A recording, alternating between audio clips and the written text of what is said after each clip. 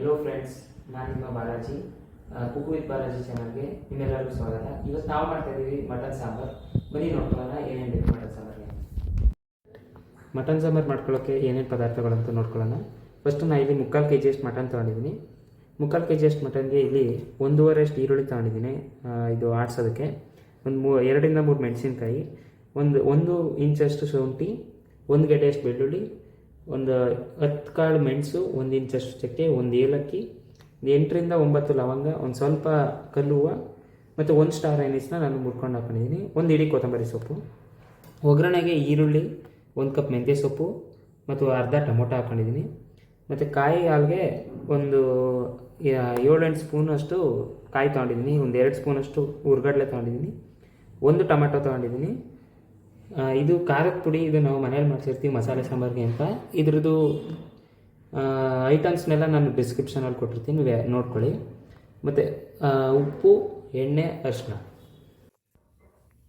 Stove ಹಚ್ಚಿ ಒಂದು ಕಡಾಯಿ ಇಟ್ಟು ಅದ್ರ ಮೇಲ್ಗಡೆ ಸ್ವಲ್ಪ ಎಣ್ಣೆ ಹಾಕಿ 2 ರಿಂದ 3 ಟೇಬಲ್ ಸ್ಪೂನಷ್ಟು ಎಣ್ಣೆ ಕಾದ ನಂತರ ನಾವೇನು ಪೇಸ್ಟ್ ಮಾಡ್ಕೊಳ್ಳೋಕ್ಕೆ ಅಂತ ಇಟ್ಟಿದ್ವಲ್ಲ ಅದನ್ನು ಫಸ್ಟು ಸ್ಪೈಸಸ್ ಹಾಕಿ, ಆಮೇಲೆ ಶುಂಠಿ ಬೆಳ್ಳುಳ್ಳಿ ಎಲ್ಲನೂ ಒಟ್ಟಿಗೆ ಹಾಕಿ ಸ್ವಲ್ಪ ಫ್ರೈ ಮಾಡ್ಕೋಬೇಕು. ಕೊತ್ತಂಬರಿ ಸೊಪ್ಪನ್ನು ಹಾಕ್ಬೇಡು, ಅದು ಒಂದು ಸ್ವಲ್ಪ ಆನಿಯನ್ನು ಸಾಫ್ಟ್ ಆಗಬೇಕು. ಇದನ್ನೇ ಎಲ್ಲ ನಮ್ಮ ಕಡೆ ಅರಿಶಿನ ಈರುಳ್ಳಿ ಅಂತಾರೆ, ನಿಮ್ಮ ಕಡೆ ಏನಂತಾರೆ ಅಂತ ಕಮೆಂಟಲ್ಲಿ ತಿಳಿಸಿ. ನಾವೆಲ್ಲ ಇದನ್ನು ಅರಿಶಿನ ಈರುಳ್ಳಿ ಅಂತಲೇ ಹೇಳೋದು. ಸ್ವಲ್ಪ ಈರುಳ್ಳಿ ಸಾಫ್ಟ್ ಆದಮೇಲೆ ಕೊತ್ತಂಬರಿ ಸೊಪ್ಪು ಹಾಕಿ ಸ್ವಲ್ಪ ಸಾಫ್ಟ್ ಆಗೋ ತನಕ, ಇನ್ನೂ ಸ್ವಲ್ಪ ಈರುಳ್ಳಿ ಎಲ್ಲ ಫ್ರೈ ಆಗೋ ತನಕ ಇಟ್ಟು ತಣ್ಣಗಾದ್ಮೇಲೆ ಪೇಸ್ಟ್ ಮಾಡ್ಕೋಬೇಕನ್ನ.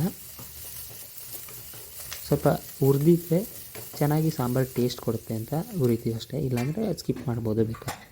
ಅದನ್ನು ಸೈಡ್ಗೆ ಇಟ್ಟು ಆರಲ್ಲಿ ಬಿಟ್ಟು ಆಮೇಲೆ ಪೇಸ್ಟ್ ಮಾಡ್ಕೋಬೇಕನ್ನ. ಒಂದು ಕುಕ್ಕರ್ ಇಟ್ಟು ಅದಕ್ಕೆ 7 ರಿಂದ 8 ಸ್ಪೂನಷ್ಟು ಎಣ್ಣೆ ಹಾಕಿ ಅದಕ್ಕೆ ಮಟನ್ನು ಮತ್ತು ಈರುಳ್ಳಿ ಎರಡನ್ನೂ ಒಟ್ಟಿಗೆ ಸೇರಿಸಿ ಸ್ವಲ್ಪ ಫ್ರೈ ಮಾಡ್ಕೋಬೇಕು.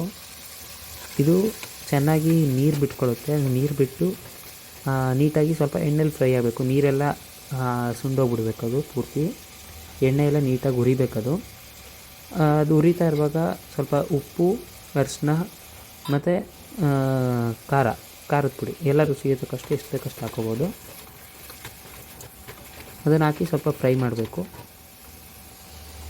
ಈಗ ಇದು ನೀರು ಬಿಟ್ಕೊಳ್ಳುತ್ತೆ. ನೀರು ಬಿಟ್ಕೊಂಡಾದ್ಮೇಲೆ ಸ್ವಲ್ಪ ಎಣ್ಣೆಯಲ್ಲಿ 1-2 ನಿಮಿಷ ಫ್ರೈ ಆಗುತ್ತೆ ಅದು.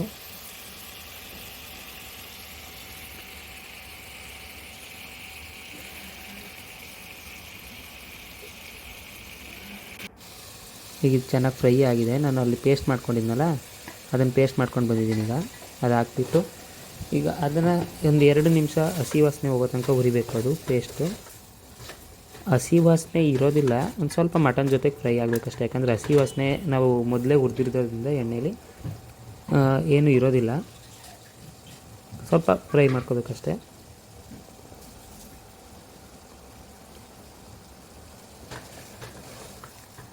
ಇದೊಂದು 2 ನಿಮಿಷ ಆಗಿದೆ. ಈಗ ನಾನು ನೀರು ಹಾಕ್ತೀನಿ ಇದಕ್ಕೆ. ಮಟನ್ನು ಬೇಯೋದಕ್ಕೆ ಎಷ್ಟು ಬೇಕೋ ಅಷ್ಟು ನೀರು ಹಾಕಬೇಕು, ಮುಳುಗೋ ತನಕ.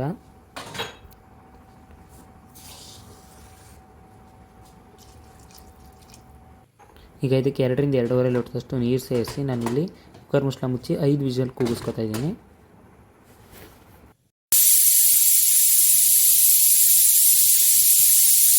ಈಗ ಇದು ನಿಮ್ಗೆ ಆಗಲೇ ನಾನು ಖಾರಕ್ಕೆ ಅಂತ ತೋರಿಸಿದ್ನಲ್ಲ, ಅದಕ್ಕೆ ನಾನು ಸ್ವಲ್ಪ ಖಾರದ ಪುಡಿ ಹಾಕಿ ರುಬ್ಕೊಂಡು ಬಂದಿದ್ದೀನಿ ನೈಸ್ಗೆ. ಈಗ ಇದು ಪ್ರೆಷರ್ ಆರಿದೆ, ಈಗ ತೆಗೆದು ನೋಡ್ತೀನಿ. ನೋಡಿ ನೀಟಾಗಿ ಬೆಂದಿದೆ, ಇದು ಚೆನ್ನಾಗಿ ಬೆಂದಿದೆ ಇದು. ಈಗ ನಾನು ಕಾಯಿದು ಪೇಸ್ಟ್ ಮಾಡ್ಕೊಂಡು ಇಟ್ಕೊಂಡಿದ್ನಲ್ಲ ಆ ಪೇಸ್ಟ್ನ ಇದ್ರ ಜೊತೆಗೆ ಮಿಕ್ಸ್ ಮಾಡ್ತೀನಿ, ಅರಿಶಿನ ಈರುಳ್ಳಿ ಜೊತೆ, ಮಟನ್ ಬೆಂದಿರೋ ಜೊತೆಗೆ. ಈ ಥರ ಅರಿಶಿನ ಈರುಳ್ಳಿಲೇ ಬೇರೆ ಬೇಯಿಸೋದ್ರಿಂದ ಮಟನ್ಗೆ ನೀಟಾಗಿ ಉಪ್ಪು ಖಾರ ಹಿಡ್ದಿರುತ್ತೆ ಮತ್ತು ಸಾಂಬಾರಿಗೆ ಒಳ್ಳೆ ಟೇಸ್ಟ್ ಕೊಡುತ್ತೆ ಅದು. ಉಪ್ಪು ಖಾರ ಮತ್ತು ಮಟನದು ಏನು ತತ್ವ ಇರುತ್ತೆ ಅದೆಲ್ಲ ರಸ ಬಿಟ್ಕೊಂಡಿರುತ್ತೆ. ಸೊ ಅದರಿಂದ ಅರಿಶಿನ ಈರುಳ್ಳಿಲಿ ಬೇರೆ ಬೇಯಿಸೋದ್ರಿಂದ ಚೆನ್ನಾಗಿರುತ್ತೆ. ಮತ್ತು ಇಲ್ಲಿ ನಾನು ಹೆಚ್ಚಿಟ್ಕೊಂಡಿದ್ನಲ್ಲ ಟೊಮೆಟೊ ಮತ್ತು ಇದು ಮೆಂತ್ಯ ಸೊಪ್ಪನ್ನ, ಅದೆರಡೂ ಹಾಕಿ ಇವಾಗ ಚೆನ್ನಾಗಿ ಬೇಯಿಸಬೇಕು. ಇದು ಸ್ವಲ್ಪ ಎಣ್ಣೆ ಬಿಡುತ್ತೆ ಸೈಡೆಲ್ಲ. ಸ್ವಲ್ಪ 2 ಕುದಿ ಬಂದಮೇಲೆ ಸಣ್ಣ ಉರಿಲೇ ಬೇಯಿಸಬೇಕು. ಈಗ ಇದು ಬೆಂದಿದೆ ನೋಡಿ, ಈಗ ಇದು ಚೆನ್ನಾಗಿ ಬೆಂದಿದೆ. ಇದನ್ನು ಸರ್ವಿಂಗ್ ಬೌಲ್ಗೆ ಹಾಕ್ಕೊಂಡು ಸರ್ವ್ ಮಾಡ್ತಾಯಿದ್ದೀನಿ ಈಗ. ಇದ್ರ ಜೊತೆಗೆ ಮುದ್ದೆ, ಅನ್ನ, ರೈಸ್ ಐಟಮು, ಚಪಾತಿ, ಪರೋಟ ಆ ಥರದ್ದೆಲ್ಲ ಚೆನ್ನಾಗಿರುತ್ತೆ. ಈ ಡಿಶ್ ನಿಮ್ಗೆ ಇಷ್ಟ ಆಗಿದ್ರೆ ಲೈಕ್ ಮಾಡಿ, ಶೇರ್ ಮಾಡಿ, ಸಬ್ಸ್ಕ್ರೈಬ್ ಮಾಡಿ, ಹಾಗೂ ಕಮೆಂಟ್ ಮಾಡಿ ನೆಕ್ಸ್ಟ್ ಯಾವ ಡಿಶ್ ಬೇಕು ಅಂತ. ಮತ್ತು ಏನಾರ ಡೌಟ್ ಇದ್ದರೆ ಕಮೆಂಟ್ ಮಾಡಿ.